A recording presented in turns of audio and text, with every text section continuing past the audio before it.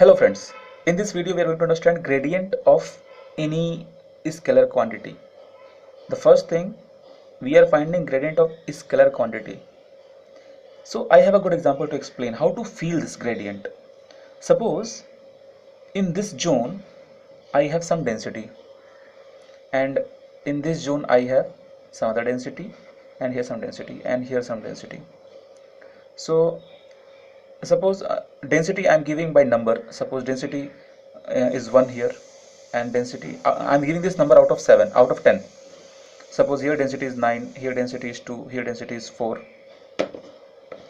So here density is 1, 4, 9 and 2. These numbers are out of 10. 9 means maximum density.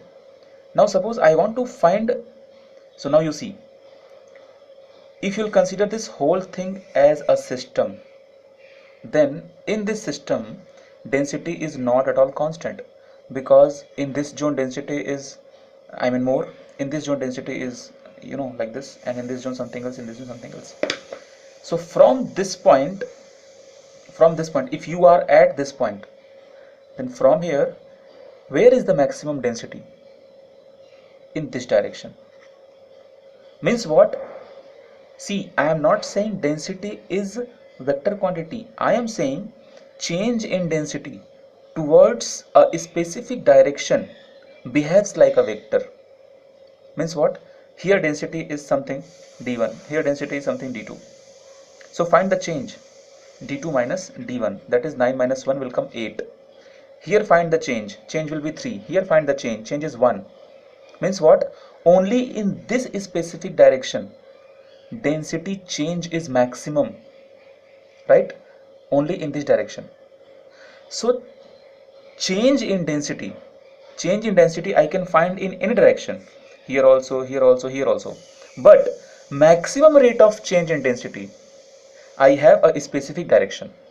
That's why direction came into picture.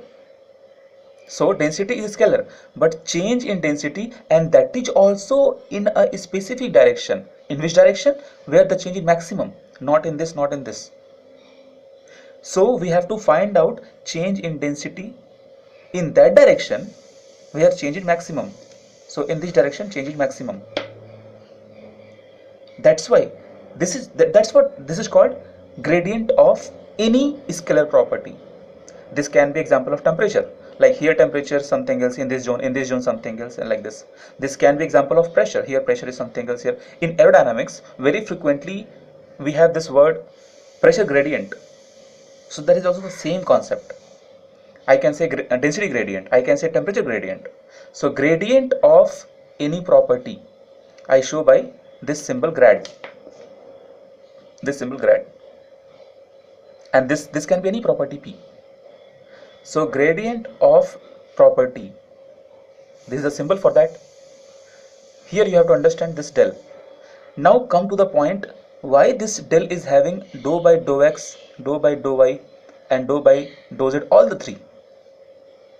Because we are targeting from this point to this point. Now draw this, just wait, I'm looking for another color. Yeah, got it. Now I have to travel from this place to this place, because here density is maximum. So draw here coordinates x, y, z. So if you want to reach at this point in 3D, then you have to travel some x distance, some y distance, and some z distance, right? That's why this change in property, why I am saying dou by dou x, because p is not only the function of in x direction. If you want to reach to this point, you have to travel x also, y also, and z as well. So p is depending on all the three variables partially. That's why dou p by dou x is coming, and like that. So find all the changes, like see, one thing we got, from this point to this point change is maximum. Now next thing is, if I have to reach here, then all the three coordinates I have to travel.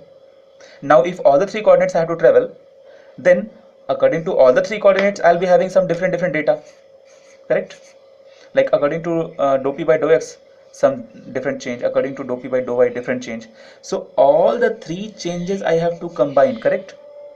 That's why we put I, j, k also, and to make this a vector quantity. So we don't make any scalar field as vector quantity. If there is change, this field is not uniform. If there is change, then only we define gradient of any scalar field. Okay, so gradient of any field is having two things, magnitude and direction. Because this is a vector quantity, so it must be having both the things. So I am reading this.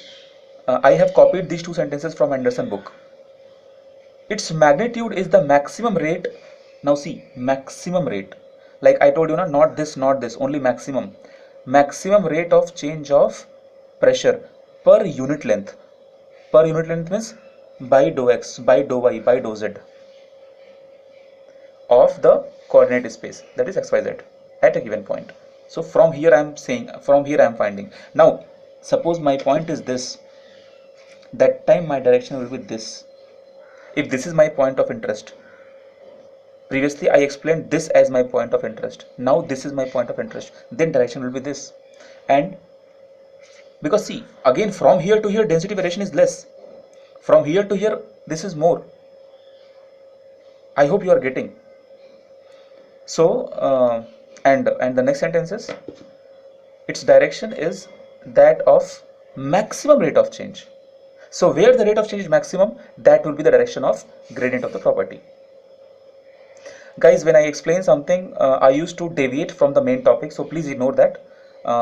In the final of the video, just get through the moral of the video. Okay, thanks to watch. And next video is about physical field of divergence of velocity. I mean divergence of vector field. So watch that video, that is very important. Thank you.